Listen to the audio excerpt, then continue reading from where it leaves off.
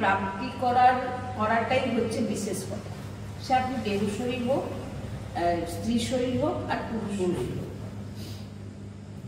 আর বিশেষ কথা কি না, আপনার চিন্তন দিব্য হওয়া, আপনার শরীর দিয়ে সবার সেবা, এগুলো হচ্ছে বিশেষ কথা। আপনি স্ত্রী কিংবা পুরুষ এটা বিশেষ কিছু নয়, কিন্তু ওই দেহ দিয়ে, দেহটা আপনার ভগবত প্রাপ্তির জন্য এই দেহ আপনি প্রাপ্তি করেছেন। আর এই দেহ, আপনার এই দেহের মধ্যে থেকে আপনার যে চিন্তন, সেটা দিব্য চিন্তন হওয়া চাই। আর প্রত্যেকের সেবা করা, সেটা মাতা পিতা হোক, ভাই হোক, বন্ধু হোক, সমাজ, রাষ্ট্র, ধর্ম, ভগবান, সবার সেবা করা, এটাই হচ্ছে এই দেহের, এই শরীর, এই মাংসপিণ্ডের সার্থক। না তো আপনি এই মাংসপিণ্ডের কি মাহাত্ম্য আছে? বলছেন মাংসপিণ্ডের শরীরের রক্ত সঞ্চারিত হচ্ছে শিরা উপশিরা দিয়ে, হাড্ডি আছে, ত্বক আছে, আর এর মধ্যে যে জিনিসটাই আপনি দিচ্ছেন সেটা মলমূত্র হয়ে বেরিয়ে যাচ্ছে। কোন সুখের জন্য পরস্পর আকর্ষণ হয়, অনেক বিচার দিয়ে বোঝা উচিত। ওই জন্য প্রথমে বললাম এই সৎসঙ্গ হয়তো আপনাদের কানে আগে পৌঁছায়নি। কেন না, এই সমস্ত আলোচনা সাধারণত বিশেষভাবে হয় না। আপনি স্ত্রী বা পুরুষ সৎসঙ্গে এটা দেখা হয় না। আমাদের এই মানব দেহ কি কেন পেয়েছি এবং একে কিভাবে আপনি ভগবত প্রাপ্তিতে লাগাবেন, আর আপনার সঙ্গে যা যা মিথ্যা জিনিসগুলো ঘটছে সেগুলো আপনি বুঝবেন কি করে, এটাই হচ্ছে সৎসঙ্গ। হয়তো আপনাদের কানে এইগুলো হয়তো আগেও পৌঁছায়নি, কারণ এগুলো আমরাও যখন শুনেছিলাম আমরাও আগে শুনিনি, কারণ এগুলো গুরুবাণী, সন্তবাণী, মহাত্মাদের বাণী। তো তাই বলছেন কোন সুখের জন্য পরস্পর আকর্ষণ হয়, বিচার, বিবেক দিয়ে বিচার করতে বলছে। যারা সৎসঙ্গী তারা বিচার করবে, চিন্তন করবে, ধৈর্যপূর্বক শোনা উচিত। এই যা চর্চা হচ্ছে আজকে। ধর্মযুক্ত কাম তার স্বরূপ ভগবান বলেছেন যে সৃষ্টি সঞ্চালনের জন্য যদি বিবাহ হয়, পাণিগ্রহণ সংসার করে সন্তান উৎপত্তির জন্য, তার জন্য কিন্তু সেটা ভগবান বিধান করে গেছে যে সৃষ্টির সঞ্চালনের জন্য বিবাহ করে তার পরপর সৃষ্টিকে বাড়ানো, সঞ্চালনের জন্য ভগবান। এবার সেটা কিভাবে না, পাণিগ্রহণ সংস্কার করে সন্তান উৎপত্তি করে, ধর্মপূর্বক, ধর্মযুক্ত কর্ম এটা, যে আপনি পাণিগ্রহণ সংস্কার করে আপনি বিবাহ করে আপনি সন্তান উৎপত্তি করছে, এটা কিন্তু ভগবানেরই বিধান। অন্যথা যদি আপনি ধর্মবিরুদ্ধ যদি কোনো কর্মের সেবন করা হয়, তো ঘোর পাপ আপনার দ্বারা হয়ে যাচ্ছে। মানে আপনি যে ভগবান যে বিধান দিয়ে গেছে, সেই বিধান ছাড়া যদি আপনি অন্য কোনো কাজ করেন, তখন কিন্তু ঘোর পাপ, অপরাধ। স্ত্রী রূপা মেধ্যে পিণ্ডে মুহু রামরিতা ধিয়া নিত্যে ললুব্ধ মানব। আমাদের বুদ্ধি এত মলিন হয়ে গেছে, এত মলিন হয়ে গেছে যে মল মূত্রের দ্বারকে অমৃতের স্বরূপ দেওয়া হয়েছে। ভালো করে বোঝার বিষয়, মল মূত্রের দ্বারকে অমৃতের স্বরূপ ভাবা হয়েছে। কত মানে নিকৃষ্ট বুদ্ধি হয়ে গেছে। এই শরীরে আমাদের আছে, যদি দেখেন ওপরের দিকে যদি দেখেন, দুটো চোখ যদি দেখেন, একদিন যদি পরিষ্কার না করেন, পরের দিন দেখবেন আপনার চোখের দিকে কেউ তাকাতেও ঘৃণা করবে।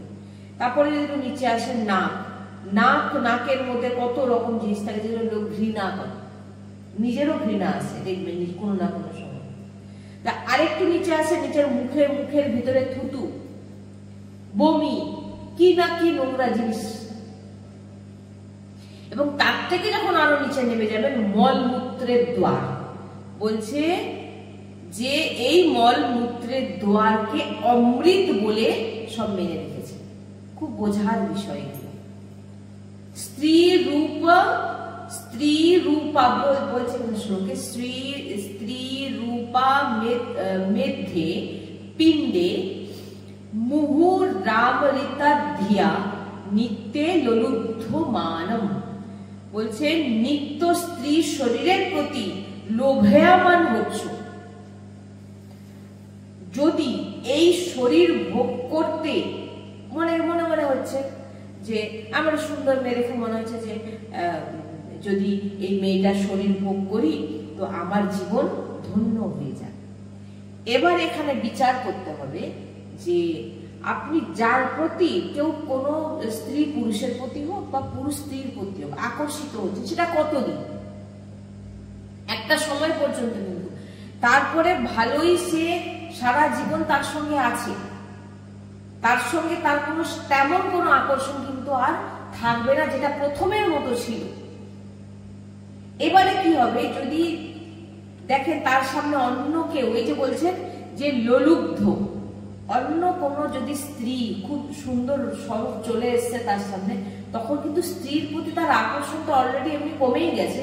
সামনে যখন দেখা মাত্র তার প্রতি এখানে বলছে কি নিত্যে লোলুব্ধ মান, লোভ তার ভিতরে জাগ্রত হচ্ছে যে আমি যেন এই স্ত্রী দেহটাকেও ভোগ করতে পারি। আমাদের বুদ্ধি এত মলিন হয়ে গেছে যে মলমূত্রের দ্বারকে আমরা অমৃতের স্বরূপ ভাবি। এবারে বলছেন যে নিত্য স্ত্রী শরীরের প্রতি লোভায়মান হচ্ছ।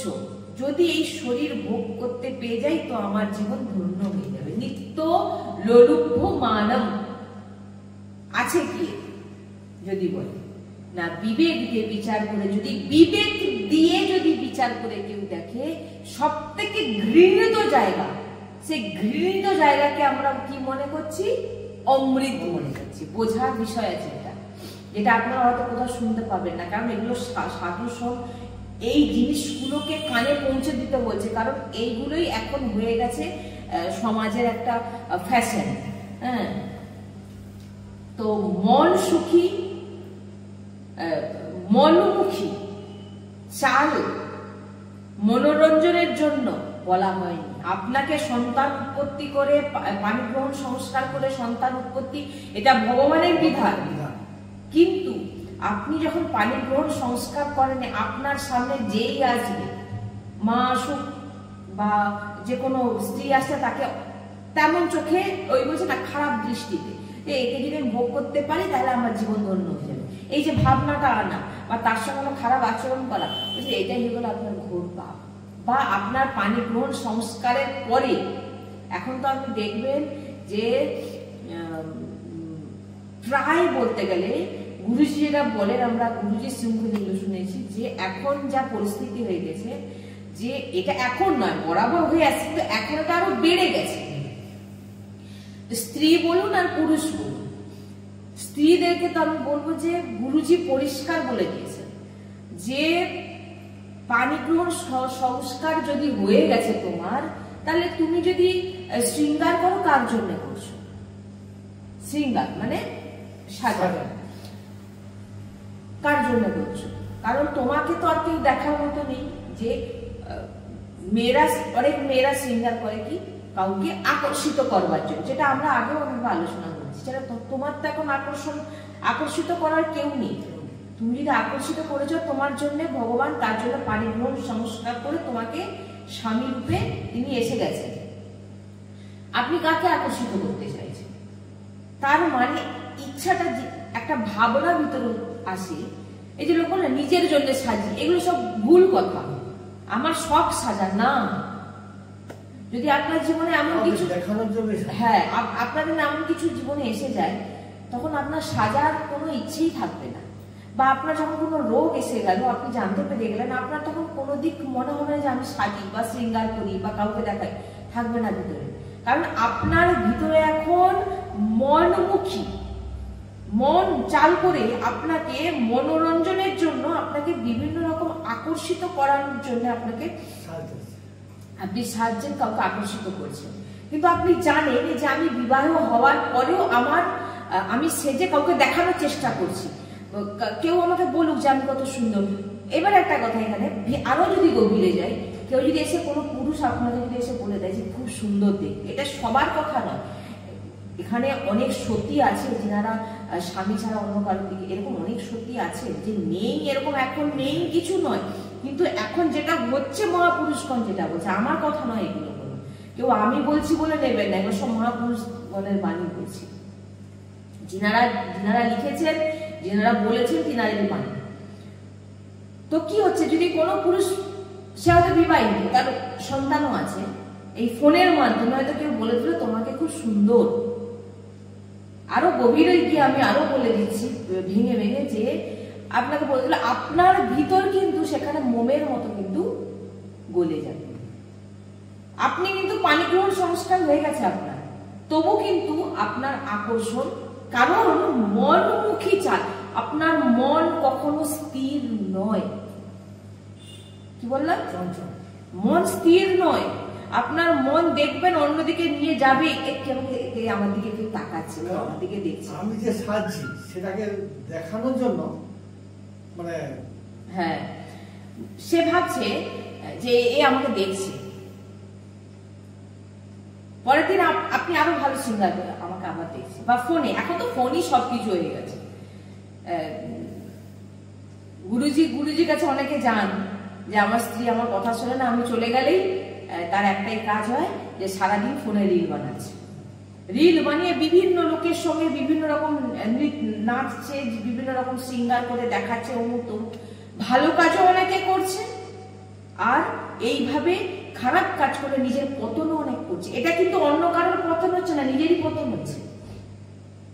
গভীর বিষয় এর মধ্যে আছেটা কি, আমাকে বলুন, আছেটা কি?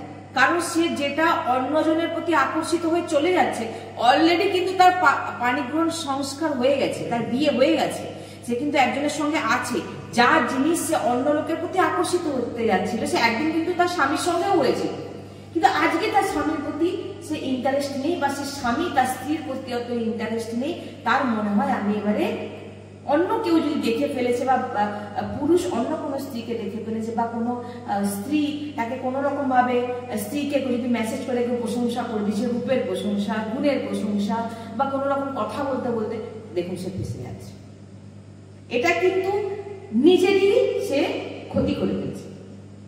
এই জন্য গুরুজি পূর্ণরূপে নিবেদন করেছে যে পানি গ্রহণ সংস্কার যদি হয়ে গেছে, তো অন্য লোকের সঙ্গে এই যে ফোনে চ্যাট করা, এগুলো যেন বন্ধ হয়, না হলে কিন্তু আপনার মনও এইভাবে নষ্ট হয়ে যাবে। আপনি চান না কিন্তু ওটা, কিন্তু ওই যে বলছি না, মনমুখী চাল, মনের যে চালটাকে আপনাকে বুঝে নিতে হবে। আপনি যখন স্বামীর সঙ্গে একই দিন কাটিয়েছেন, একই আকর্ষণ আপনাদের মধ্যে যেটা ছিল, সেটা আজকে ততটা নেই, কমে গেছে, আরো কিছুদিন পর আরো কমে যাবে। তবে এই ধারা যদি হয়ে এসে থাকে, তাহলে আমি অন্য কারোর সঙ্গে যখন কেউ আমার প্রশংসা করছে, বা কেউ আমাকে ভালো লাগছে, বা আমার কারোকে, এই ভালো লাগাটা কিন্তু বেকার। কারণ আজকে আপনার ভালো লাগছে, দুদিন পর দেখবেন আপনি তার সঙ্গে চলে গেলেন, আবার একটা সময় আসবে যে আপনার তার প্রতি আবার আকর্ষণ কমে যাবে, আবার একজনকে দেখে আপনার মন আবার, কারণ মনের চাল আপনাকে বুঝতে হবে। যখন কেউ আপনার স্ত্রীদের কথা বলছি, রূপের প্রশংসা করে দিল, গুণের প্রশংসা করে দিল, সে মেয়ে কি হলো, এইবারে সে তার মন ওদিকে ভুলে গেল। এবার পুরুষদের ক্ষেত্রে কি হচ্ছে, পুরুষরা কি হচ্ছে, ঘরে স্ত্রীর প্রতি তার আকর্ষণ কমে গেছে, আছে, ও বিয়ে করেছে, আমার ঘরে তো আছে, হ্যাঁ, এবারে গুরুজি যেগুলো বলছে, থাকতে থাকতে সে কি করছে, আবার হয়তো অনেক বিভিন্ন মা বোনের উপর দৃষ্টি রাখছে, ভাবছে এরকম যদি আমি যদি ও মেয়েটাকে বিয়ে না করে, হয়তো তখন সে দেখে পছন্দ করে বিয়ে করেছে, কিন্তু আজকে তার মনে হচ্ছে ওই মেয়েকে যদি বিয়ে না করে আমি যদি এই মেয়েটাকে বিয়ে করতাম না, তাহলে আজকে আমার জীবন ধন্য হয়ে যেত। এই মেয়ে এখন বিয়ে না করেও তাও তো, হ্যাঁ, সে তো হচ্ছেই, সেটা তো মানে আর বলার কিছু নেই।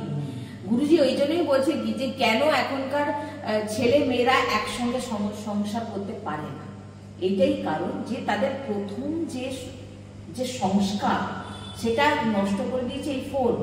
ফোন হচ্ছে যেমন ভালো তেমন ফোন আপনাকে ভগবত প্রাপ্তি করে দিচ্ছে। দেখুন সব ঘরে বসে সৎসঙ্গ শুনে রাধা নাম জপ করছে। আবার তার অগুণ কি না, ঘরে বসে বসে সে তার পুরো অঙ্গটাকেই দেখিয়ে দিল।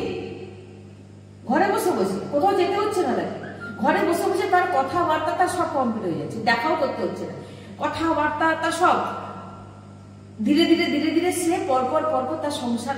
এবারে কি হবে, যখন দিনের পর দিন ফোনে কথা বলছে, একটা আকর্ষণ, একটা আনন্দ। এবার কি হবে, স্বামীর সঙ্গে ঝগড়া, বাচ্চা, ঘর পরিবার আর ভালো লাগছে না, কেন আমার তার কাছে চলে গেলেই ভালো লাগে। কিন্তু এটা বুঝতে পারছে না যে এখানেও আমি এক সময় এই মনোভাব নিয়ে কিন্তু আমার বিয়ে হয়েছিল, একই আকর্ষণ ছিল, আজকে কিন্তু সেটা কমে গেছে। দুদিন পর কিন্তু যার কাছে চলে যাচ্ছে তার সঙ্গেও কিন্তু আমার একই জিনিস ঘটে যাবে। এই জন্যই এখানে বলছেন যে মনমুখী চালকে বুঝুন।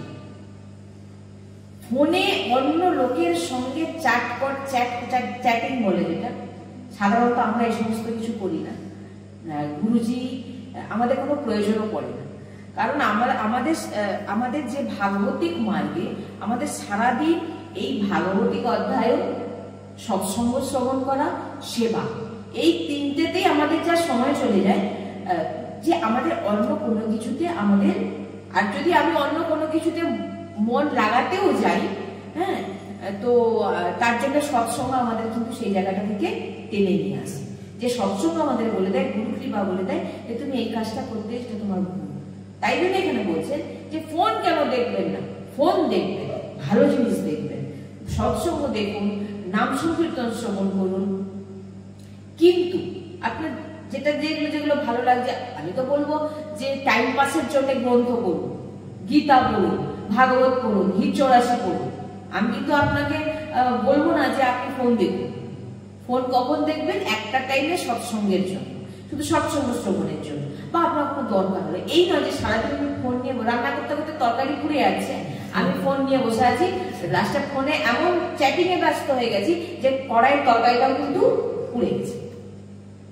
এরকম জিনিস যদি আমরা করতে থাকি, তো আমাদের পরপর যে পাপ, ওই যে বলছে না যে সব থেকে বড়, যদি আপনি ভগবানের বিধান অনুযায়ী চলেন, সন্তান উৎপন্ন করেন, তাহলে আপনি ধর্মযুক্ত, আপনার কোনো এখানে। কিন্তু এইরকম পানি গ্রহণের পরেও বা পানি গ্রহণ হয়নি তার আগে থেকে যদি আপনার আচরণ এমন হয়ে গিয়ে থাকে, তো জানতে হবে আপনার বিয়ের পরও কিন্তু আপনি একজনের সঙ্গে ঠিকভাবে ঘর করতে পারেন। কারণ আপনার স্বভাব হয়ে গেছে 50 জন লোকের সঙ্গে কথা বলা। কোথাও বলে আমি কি কোথাও বেরোই নি, সব এক জায়গায় নিয়েই বসে আছে, বেরোতে কোথাও লাগবে না।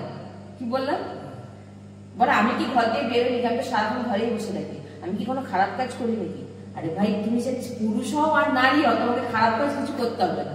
তুমি ওই এক জায়গায় বসে হাতে একটা এইটুকু একটা জিনিসকে নিয়ে তুমি সারাদিন 50 জন, 60 জন, 100 জন, যে যত পারে, আমি জানি না কে কতটা কি করতে পারে, যেটা আমরা শুনেছি মহাপুরুষের কাছে, মহাপুরুষদের কাছে অনেক ভক্ত যান, তিনাদের ভিতরে কষ্ট, তিনাদের সিংহে আমাদের শ্রবণ করেছি আমি, বলেছেন, তিনারা সেই জিনিসকে অনুভব করে আমাদের কাছে পৌঁছে দিয়েছেন।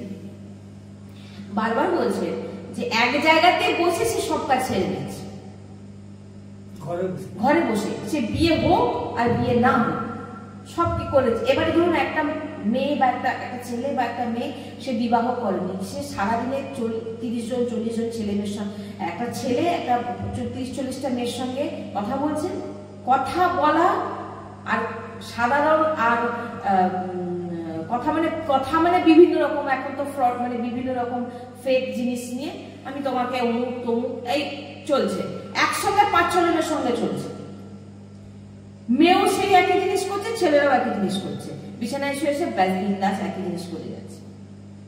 এবারে যখন সেই মেয়েকে বা সেই ছেলেকে বিয়ে দেওয়া হলো, ধরুন একটা এমন মেয়ে, বিয়ে দেওয়াও তো ওই তো বলছি যে আপনি যে বিয়ে দিয়ে আসলেন, বিয়ে দিলেন, হয়তো দেখা গেল যার ঘরে যে মেয়েটাকে আপনি নিয়ে আসলেন বা যে ছেলেটার সঙ্গে আপনি আপনার মেয়েকে বিয়ে দিলেন, সে হয়তো ফোনে সেরকম ইউজ করে না। কারণ সবাই যে করে ফেলছে সেটা তো নয়। 75% আমি আপনাকে বলবো একদম এই জিনিস হচ্ছে, আর বাদ বাকিটা একদম আরো বেশি। হ্যাঁ, সে বলতে পারে না 85%। শুধু আমার এই পাড়াটাও যদি আমি দেখি, এই পাড়াটাও যদি দেখি, মানে শতকরা একটা হয়তো তাও নয়, যে মানে আমাদের পাড়ার মধ্যে হ্যাঁ হ্যাঁ হয়তো অনেক শতকরা আমি একটা ধরো। হ্যাঁ একদম। তো মানে খুব পিওর যদি বলে আছে, নেই নয় আছে। মানে যে দেখে টেকে যে মানে কথাবার্তা বলে যে তাকে যে বিয়ে করবে তাও নয়। এবারে কি ধর, এবার তার সংস্কার কি আছে, তার লোভ, তার আকর্ষণ কিসে আছে, যে সে তার সারাক্ষণ সে ফোনে বিভিন্ন লোকের সঙ্গে, বিভিন্ন মেয়ের সঙ্গে বা বিভিন্ন ছেলের সঙ্গে সে ব্যস্ত হয়ে আছে। এবারে তাকে যখন একজনের সঙ্গে বেঁধে দেওয়া হলো, ওই যে নেশাটা হয়ে আছে, হ্যাঁ এই যে নেশা হয়ে আসলো, এই নেশাটা কি হলে হয়তো যার সঙ্গে বিয়ে দিচ্ছে সে হয়তো এমন কিছু করে না, এবারে একে আপনি বেঁধে দিলেন তার সঙ্গে। এবার সে তো ছেলে হোক বা মেয়ে হোক, সে তো চাইবে না যে আমার স্বামী বা আমার স্ত্রী এত লোকের সঙ্গে কথা বলুক। এইবারে বাদল ঝগড়া, হলো ডিভোর্স। কেন না প্রথম সংস্কার তার পবিত্র নয়। তাই প্রত্যেক মা বোনদের কাছে তুমি বিশেষ করে বলবো যে নিজেরা সাবধান হয়ে যান। আর পুরুষদের ক্ষেত্রেও বলবো যে গুরুজি যেগুলো আমাদের বলেছেন যে ধর্মপূর্বক চলুন, পানি গ্রহণ সংস্কার করেছেন তিনাদের ধর্মপূর্বক মেনে চলুন।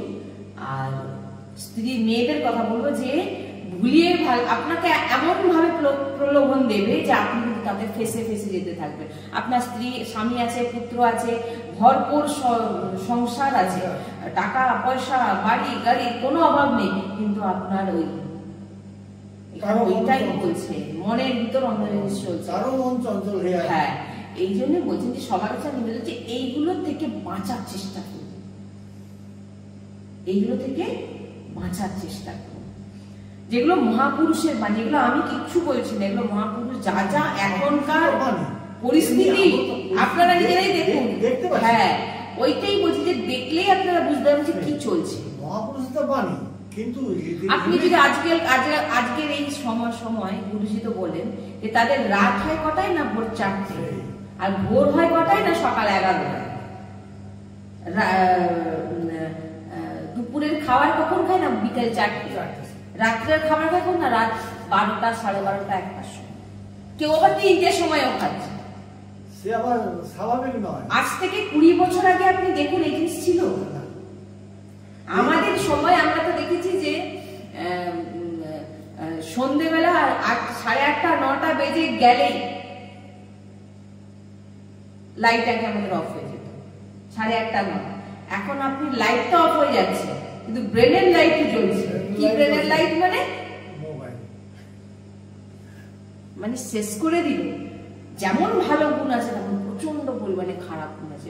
বাঁচান বাচ্চাদেরকে, বাঁচান বাচ্চাদেরকে। আগে যদিও ছোট ফোনটা ছিল, সেটা ছিল তো, কিন্তু আপনি ভাবুন এই বড় ফোনের জন্য আজকে আমাদের এই সৎসঙ্গ কত দূর পৌঁছে যাচ্ছে। এর গুণও আছে, এর অনেক গুণ আছে, কিন্তু অগুণও আছে, অগুণ আরো বেশি। আর অগুণকে বেশি কে ধরছে? কয়জন সৎসঙ্গ যে শুনছে না সৎসঙ্গ তা নয়, তাহলে সৎসঙ্গ শুনছে কি করে? আছে কিছু।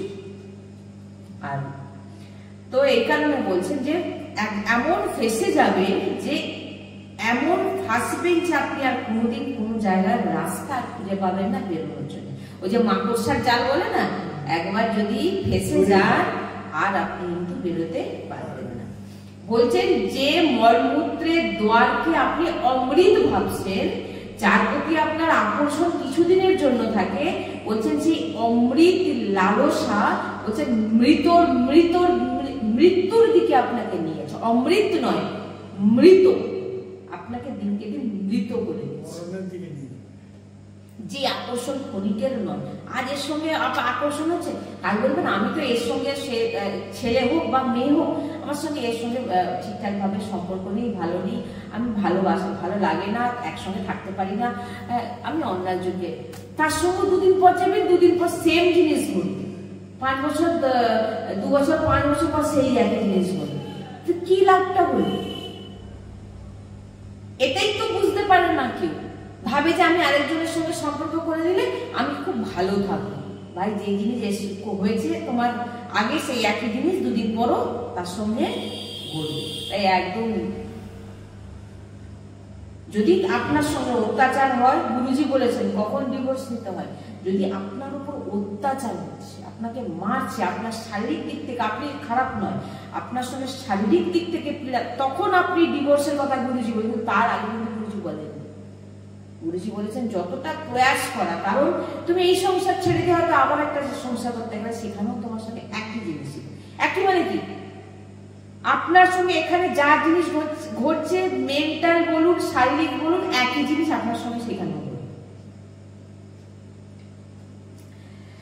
তো বলছেন তাই যে আপনার আচরণ, আপনার বিচার, আপনার শরীরের যে চেষ্টা আপনাকে মৃতর দিকে মৃত বানিয়ে দিয়েছে। কারণ আপনি কোথায় আছেন না মৃত্যু লোকে, আপনি প্রত্যেক সেকেন্ডে কিন্তু মৃত্যুর দিকে এগিয়ে যাচ্ছেন। খুঁজছেন অমৃত, পাচ্ছেন মৃত্যুর দিকে, হ্যাঁ মৃত্যুর মার্গ, চাইছেন অমৃত কিন্তু হচ্ছেন মৃত। এই নেত্র মিথ্যা রূপে আপনাকে ফাঁসাচ্ছে।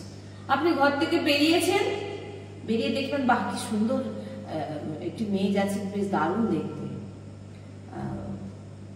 একদম এইরকম কথা গুরুজি মহাপুরুষগণ বলছেন, গুরুজির একান্তিক বার্তায় আপনারা শুনবেন।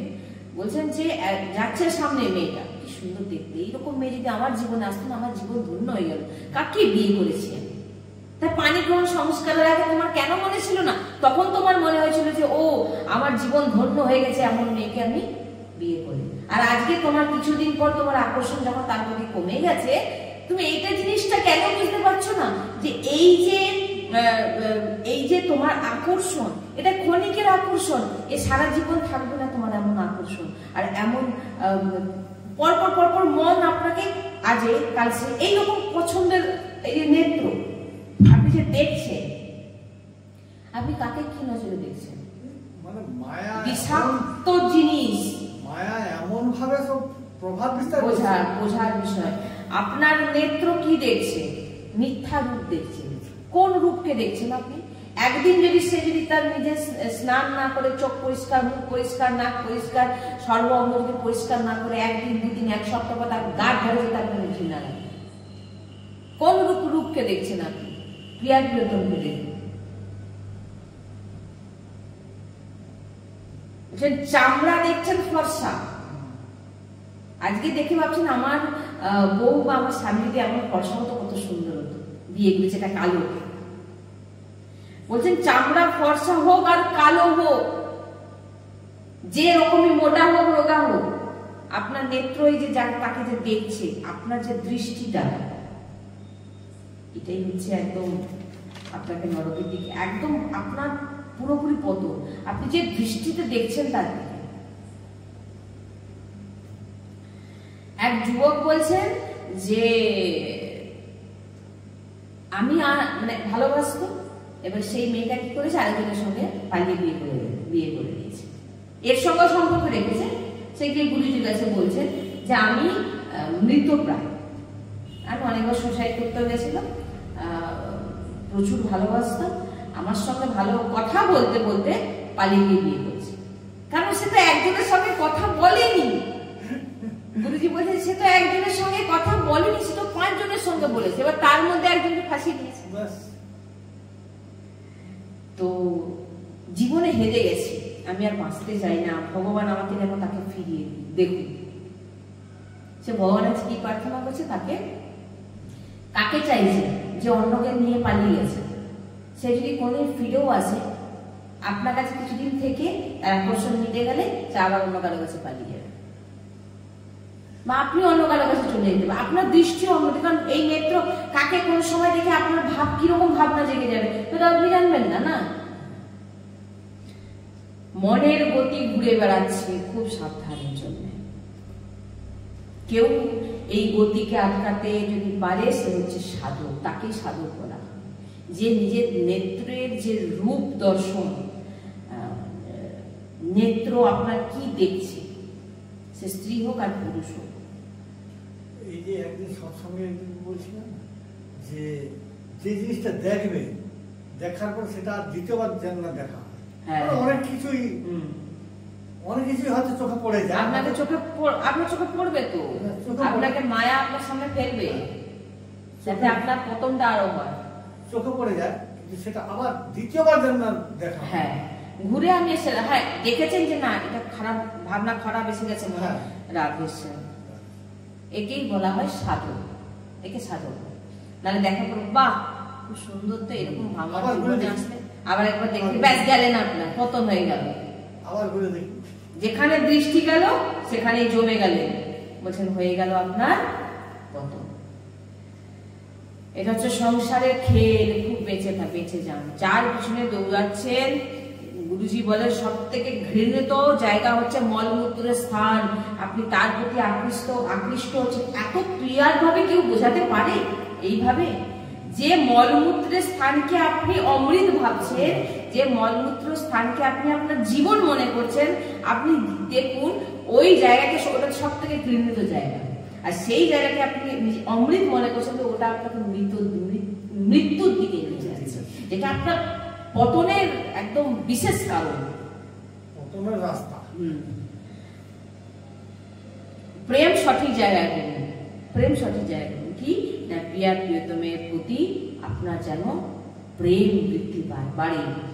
কিন্তু এটা খুবই কঠিন। কেন কঠিন না, প্রথম সর্বত্র থেকে আপনার রাগ নষ্ট করতে হবে। আপনি সবাইকে যে আমার ভেবেছেন এরকম রাগ নষ্ট করতে হবে, তবে কি আপনি প্রিয়া প্রিয়তমের প্রতি আপনার প্রেম বাড়বে। বলে নেত্র দূষিত চলাচল জগতের হৃদয়ে কিন্তু ভগবান বিরাজিত, সামনেই ঘুরছে ভগবান, কিন্তু আমাদের নেত্র দূষিত। যে স্ত্রীর ওপর আপনার দৃষ্টি পড়ছে, স্ত্রীর ভিতরে কে আছে? আমার সাক্ষাৎ ভগবান বিরাজমান।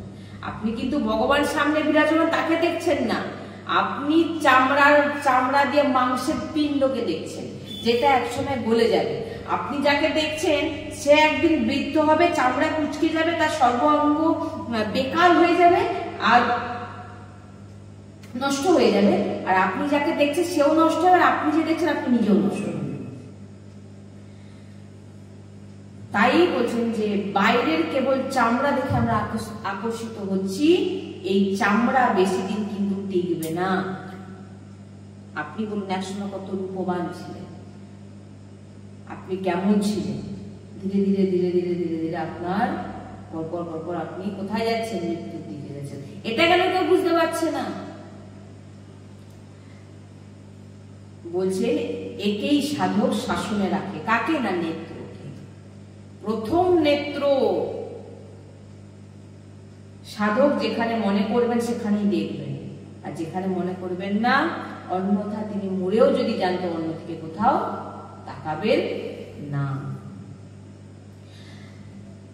কোন সন্ত কথা বলছেন, সন্তের সঙ্গে কথা বলছেন ভগবানের চর্চা, কিন্তু আপনার দৃষ্টি যাচ্ছে বারবার অন্যদিকে, অন্য কোনো ভাবনায়, আপনি অন্য কোনো দূষিত ভাবনায় আপনি তার দিকে দেখছেন। কিন্তু কোথায় বসে আছেন দেখুন, সাহস কিরকম দেখুন, কোথায় বসে আছেন না, ভাগবতিক বাতাবরণে বসে আছে, ভগবানের একটি ঘেরার মধ্যে বসে আছে, বসে থেকেও তার যে দূষিত দৃষ্টি সে অন্যের প্রতি ফেলছে, অন্যকে দূষিত চোখে দেখছে। তো বলছেন যে এই অশুদ্ধ বৃত্তি, বলছেন এই ক্ষুদ্র জীব বুঝতে পারছে না যে এই নেত্র তাকে কেন দেওয়া হয়েছে। ভাগবতিক সৎসঙ্গে বসেও তার নেত্র খারাপ হচ্ছে, তখন সাধু সঙ্গ যাই কি দেখছিস, তখন চুপ, সে বুঝতে পেরে গেছে, কারণ সাধু সন্তের কাছে লোকানোর কিছু নেই। তাই এই নেত্র পেয়েছেন ভগবত সাক্ষাৎকারের জন্য, ভগবানকে সাক্ষাৎ প্রাপ্তির জন্য এই নেত্র আপনাকে দেওয়া হয়েছে। আপনি কিছু সময়ের জন্য বিচার করুন, 5 মিনিট নেত্র বন্ধ করে আপনি ভাবুন যে আমি চোখে দেখতে পাই না, আমাকে নেত্র দেওয়া হয়নি, আমার চোখ নেই। এবারে ভাবুন বিনা চোখে আপনার জীবন কেমন হবে, নেত্রহীন আপনার জীবন কেমন হবে। আপনাকে ভগবান এত অমূল্য সম্পদ নেত্র কেন দিয়েছে? ওই দোষ দৃষ্টি করার জন্য না ভগবত প্রাপ্তির জন্য? ভাবুন। সবার মধ্যে শ্রী বিগ্রহের দর্শন করুন, সন্ত দর্শন করুন, নেত্র পাবন হবে। কেন দূষিত করছেন আপনার নেত্রকে? ধর্মপূর্বক পানি গ্রহণ করেছেন, স্বামী স্ত্রী সুন্দরভাবে জীবনযাপন করুন, কিন্তু সন্তান উৎপন্ন করুন, কিন্তু দূষিত নেত্র আপনাকে আগে আকর্ষিত করবে, এবার আপনি ছুটলেন তার দিকে। ভিতরের যে জীব দেখুন এবারে, আর মিথ্যা দেহ সম্মান, এরপরে বলছেন যে মিথ্যা দেহ সম্মানকে সুখ মনে করা, আপনার দেহকে সম্মান করা হচ্ছে। চারজন লোক আপনাকে প্রণাম করছে, নমস্কার করছে, আপনি কি মনে করছেন? নিজেকে আমি শ্রেষ্ঠ।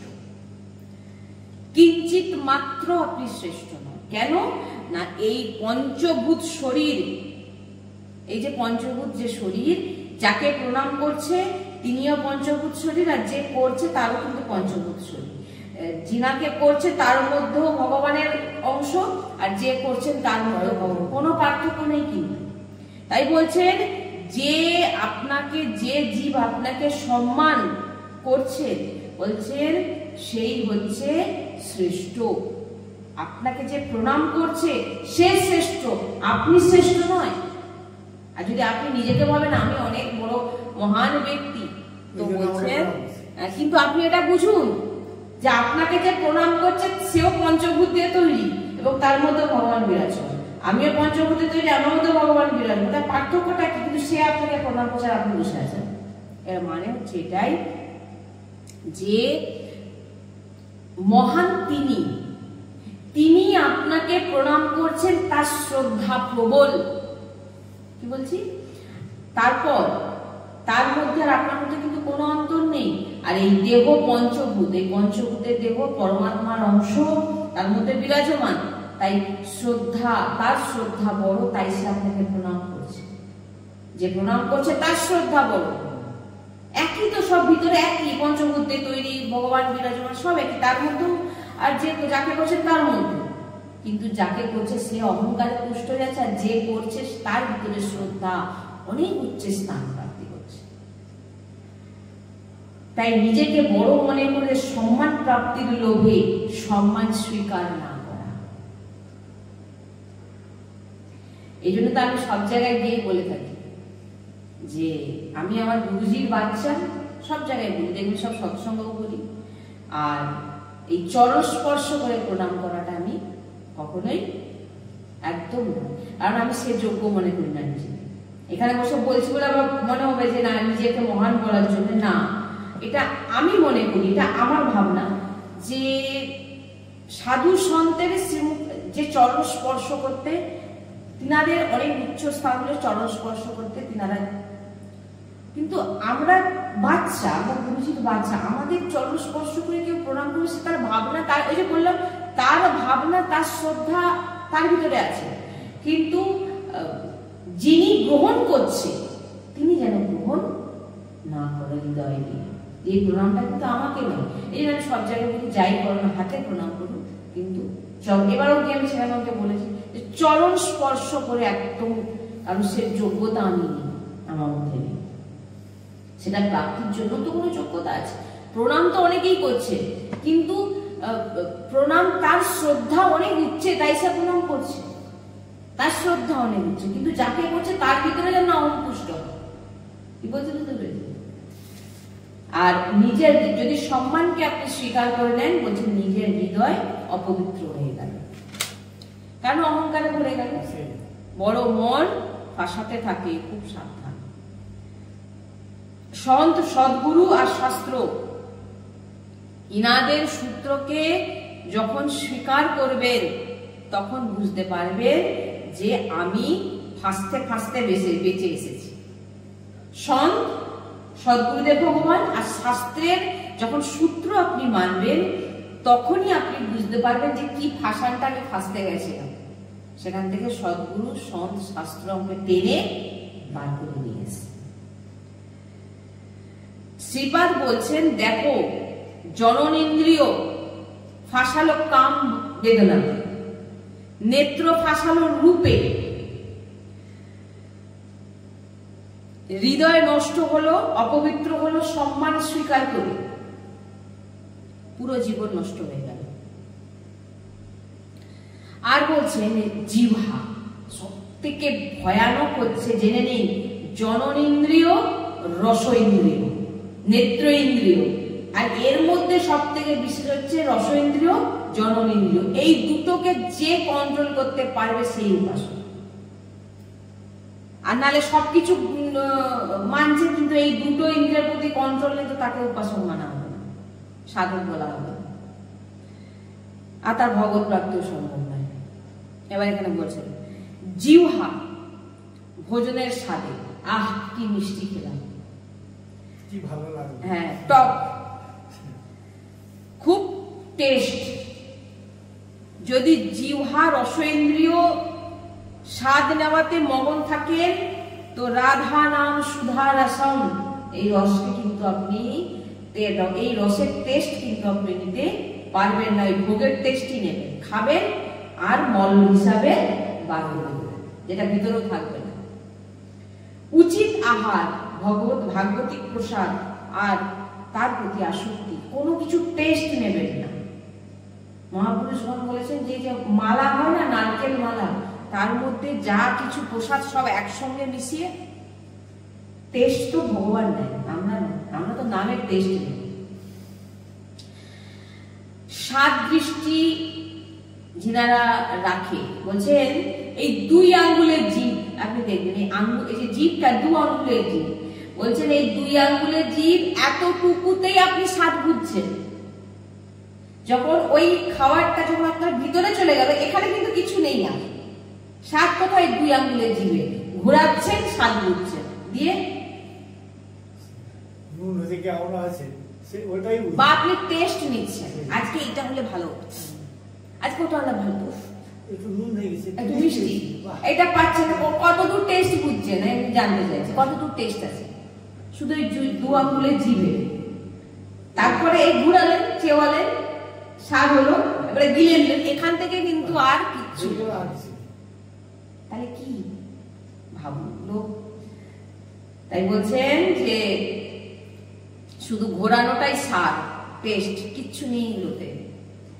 রসইন্দ্রিয়, মিষ্টান্ন আদি পাওয়ার জন্য লোভে, আর পেট বড় হয়ে যাচ্ছে, উঁচু হয়ে যাচ্ছে পেট, ছাতি অব্দি উঁচু হয়ে গেছে, দেখবেন বসতে উঠতে কষ্ট, পাওয়ার সময় আরো যত দিলে ভালো, যত পাবেন পেতে পেতে মরে যাবেন, কিন্তু তৃপ্তি আপনার আর হবে না। বিচিত্র বাসনা, এই কাম বাসনা আর এই যে স্বাদ, আমার কি গতি হবে যখন আমার ইন্দ্রিয় মন এমন হয়? ভাবুন এবার আমাদের কি গতি হবে? আপনার ইন্দ্রিয় আর মন যদি এমন হয়, আপনার কি গতি হবে? আপনি নিজেই বিচার করুন। এই জন্য আমি বারবার বলছি, প্রথমে যে কথা আমি চর্চা করলাম, যারাই সৎসঙ্গ শুনছেন খুব ধ্যানপূর্বক বিচার করে করে মিনিমাম 100 বার শুনবেন এই সৎসঙ্গ। কি বললাম? মিনিমাম সৎসঙ্গ 100 বার শুনবেন। প্রথমবারে বুঝতে পারবেন না, দ্বিতীয়বারে বুঝতে পারবেন যে কি বলতে চাইছেন, বলেছেন মহাপুরুষরা, বলতে চাইছেন, কিসের প্রতি আকর্ষণ করছেন, কিসের প্রতি টেস্ট, কার প্রতি টেস্ট খুঁজছেন, যে টেস্ট শুধু 2 আঙ্গুলের জীবের মধ্যে সীমিত, এ পাশে আর কিছু নেই। আর যে জননেন্দ্রিয়ের জন্য আপনি যে মলমূত্রকে একদম আপনার অমৃত, আপনার স্বর্গ মনে করছেন, সেটা কিন্তু ক্ষণিকের আকর্ষণ, আপনাকে মৃতর দিকে নিয়ে চলে যাচ্ছে, আপনাকে কুকর্ম করাচ্ছে, আপনাকে দেখুন না যে অবস্থা। এই জন্য বলছেন আপনার বিচার, আপনার দৃষ্টি, আপনি কার দিকে কি নজরে দেখছেন, সেই দৃষ্টিটাকে ঠিক রাখুন। ভাগবতিক দর্শন করুন, আমার ভগবান, আমার লাডলি বিরাজমান, আমার প্রিয়া প্রিয়তম বিরাজমান। আপনার দৃষ্টি কোথায় যাচ্ছে? আপনি আপনার স্ত্রীর সঙ্গে চলছেন, আপনার দৃষ্টি কিন্তু অন্য জায়গায় চলে গেছে, দৃষ্টিটা আগে যাচ্ছে, এবার ভিতরে ভাবনা যাচ্ছে। প্রথমে কিন্তু দৃষ্টি কাজ করবে, তারপর ভাবনা চিন্তন কাজ করছে, এবার ওটাই ঘুরছে মাথায়, মেয়েটা খুব সুন্দর ছিল, কোথায় বাড়ি, ফোন না পাঠাচ্ছি, এইবার চললো, আপনার পতন শুরু হয়ে গেল সেখান থেকে। সেটা মেয়ের ক্ষেত্রে কেন আর ছেলেদের ক্ষেত্রে কেন। আর আমি তো এই মেকআপ নিয়ে বিভিন্ন দিক থেকে তো আমি বারবার এই জিনিসটা আমি আগেও বলেছি আর এখনো বলেছি যে নিজেকে বিশেষ কিছু ভগবান আপনাকে যেরকম দিয়েছে সে রূপকে পছন্দ না, তাকে আরো মেজে ঘষে কালি মেখে আরো সুন্দর করতে হবে। এখন তো আরো অনেক কিছু বেরিয়ে গেছে। তাই অত কিছু আমার জ্ঞান জানাও নেই কি অনেক রকম ভাবে ইনজেকশন দিয়েও রূপবান হচ্ছে, কি লাভ আছে? জ্বলতে তো হবে একদিন। এখন আরো একটা সুবিধা আছে, सज धज के जिस दिन मौत की शहजादी आएगी ना सोना काम आएगी ना चांदी आएगी। বলছেন সেজে গুজে যখন মৃত্যু দেবী আসবে না, না সোনা আপনার কাজে আসবে, না আপনার রূপ আপনাকে কাজে দেবে, না আপনার বস্ত্র আপনার কাজে দেবে, না আপনার কোনো প্রিয়জন আপনার সঙ্গে দেবে। सज धज कर जिस दिन मौत की शहजादी आएगी ना सोना काम आएगी ना चांदी आएगी। কোনো কিছু আপনার কাজে আপনাকে কেউ সাহায্য করবে না। যখন মৃত্যুর সামনে দেখবেন আপনার এই রূপ, আপনার সব বলতে শুরু হবে, সব গলে পুড়ে নষ্ট হয়ে যাবে। তো কাকে দেখানোর জন্য দেখান প্রিয়া প্রিয়তম। এই জন্য এই সৎসঙ্গ বারবার আমি তো বলবো 100 বার শুনুন, দিয়ে বুঝুন কি বলা হয়েছে এখান থেকে, তবে কি যদি আপনি জীবনে ধারণ করতে পারেন। আর চেষ্টা করবেন যে যা যা আমরা আলোচনা করলাম, জিহ্বা, নেত্র, জননেন্দ্রিয়, রসইন্দ্রিয়, নেত্রেন্দ্রিয়, এগুলো খুব বিশেষভাবে বসে রাখা, হ্যাঁ বসে রাখা। আপনার খুব খুব খুব যারা একেবারেই পাচ্ছেন না তারা বৃন্দাবনের আশ্রয় নিয়ে, মানে আপনার নিজেকে কন্ট্রোল রাখতে পারছেন না, তখন আপনাকে যদি কেউ উদ্ধার করতে পারে কেবল আর কেবল বৃন্দাবন ধাম। ওই ধাম আশ্রিত হয়ে গেলে আপনার প্রাণ চলে গেলে আপনার সদ্গতি হবে, না আপনার দুর্গতি পাক্কা।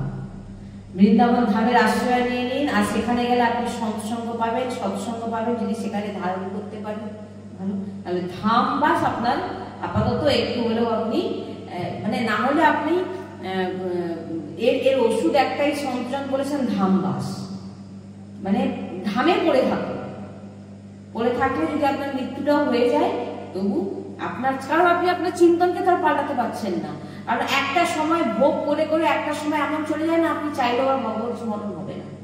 বৃদ্ধ বয়সে সারা জীবন আপনি এত ভোগ বাসনা, জননেন্দ্রিয়, রসনেন্দ্রিয়, জননেন্দ্রিয়, রসনেন্দ্রিয় এমন ব্যস্ত ছিলেন যে বৃদ্ধ অবস্থাতেও আপনার ভাবনা সেটাই আসবে, কিন্তু আপনার শরীরে আর কোনো ক্ষমতা এখন নেই।